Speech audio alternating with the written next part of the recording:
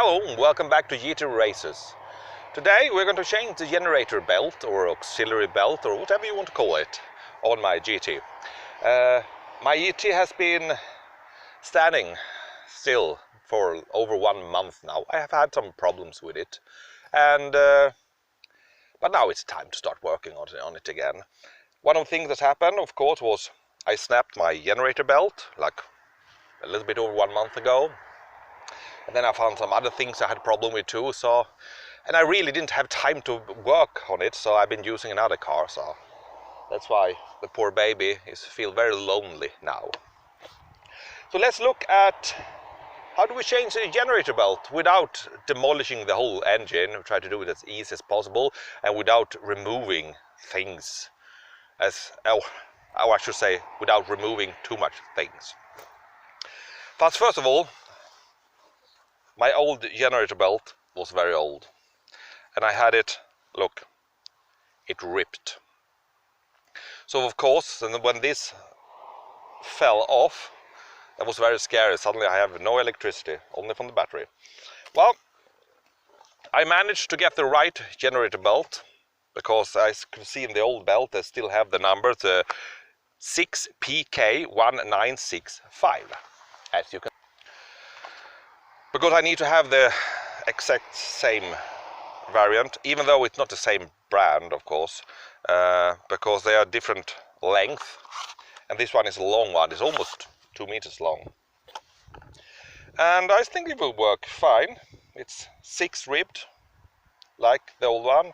Of course, as normally, I have ordered from Autodoc online because they have low price. And the delivery is pretty fast, at least within 1 week, sometimes faster.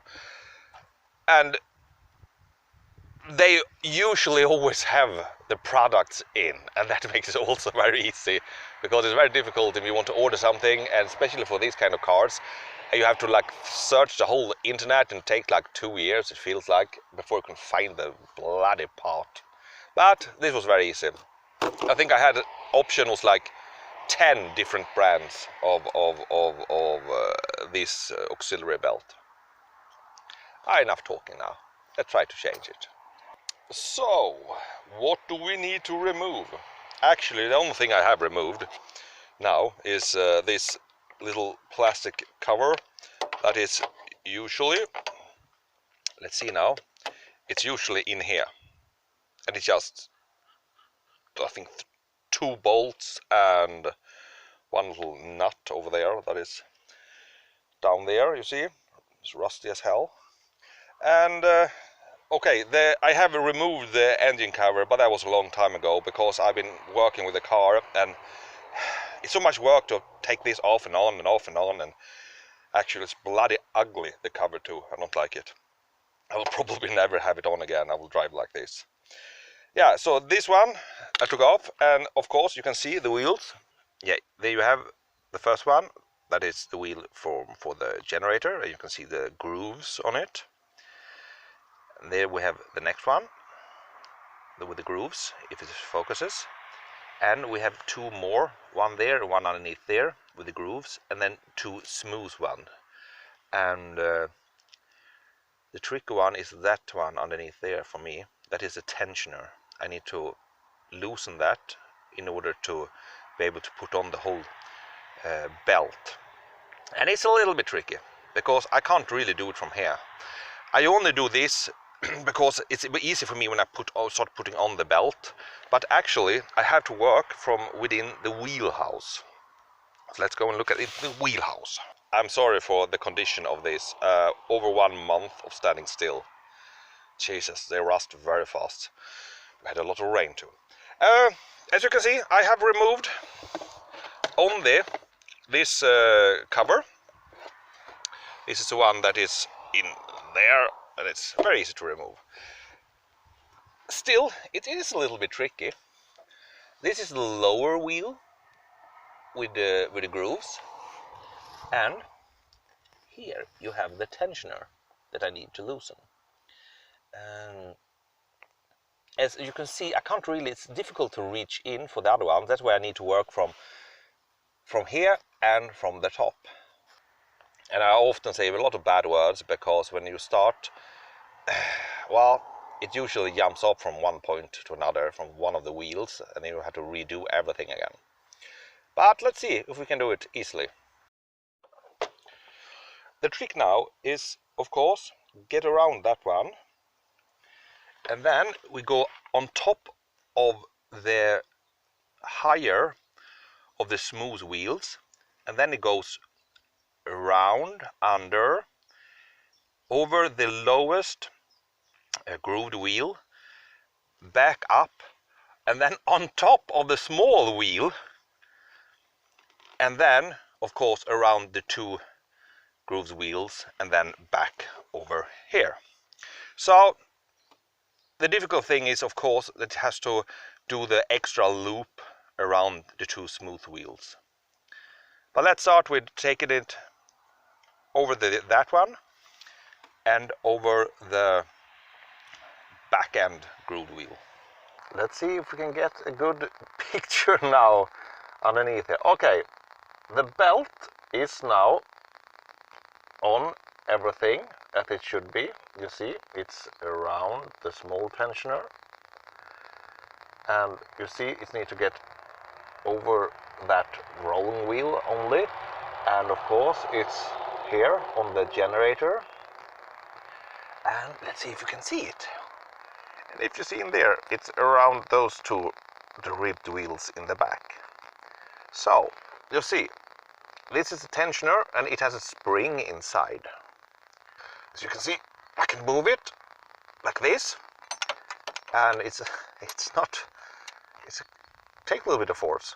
So I need to have this in the lowest position, like that, in order to get leeway, so I can get the last piece of wheel under the belt, in the belt. I don't know what to say.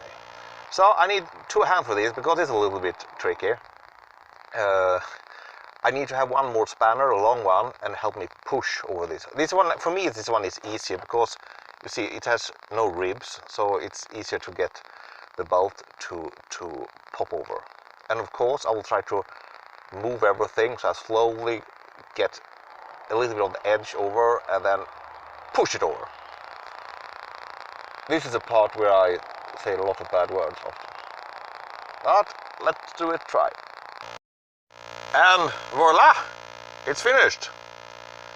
I could actually just with force with my fingers, because you see I can get my hand in like this. I could actually push the belt over this, but I had to take a lot of force here to really push the tensioner at the lowest position, so I get the few millimeters I need, and then force one edge over and then force it in. Now I'm checking, so of course you have to check a couple times so you have done it in the right order. You see, around that one, and from the big wheel around the smooth wheel there and up to generator. So because if you have it in the wrong way, you will have a very dramatic snapping of the belt, or it's just, yeah, you don't want to do that. The tension is, yeah, it's pretty good. I can move it, I don't know, like 1 centimeter or something like that. I don't know, really, a little bit. So I have a tension, it should work, and it's lined, and I need to check so all the belt is really on the ribbed part. I can do that easier, of course, from the top to see. And here you see the belt from the top is good position on the generator, and it's on the ribbed part in there, so it's not slided over to one of the sides.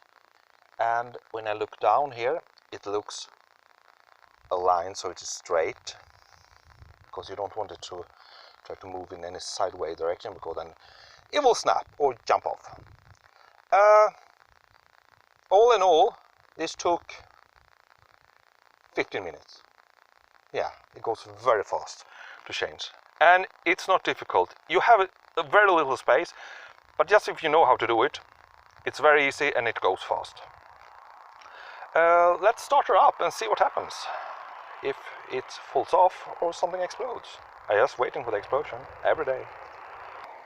well, that was all for this video. As you can see, it's very easy to change the belt. It's no problem at all. But I think that it's time for me to do the timing belt change. I want to try to do it myself.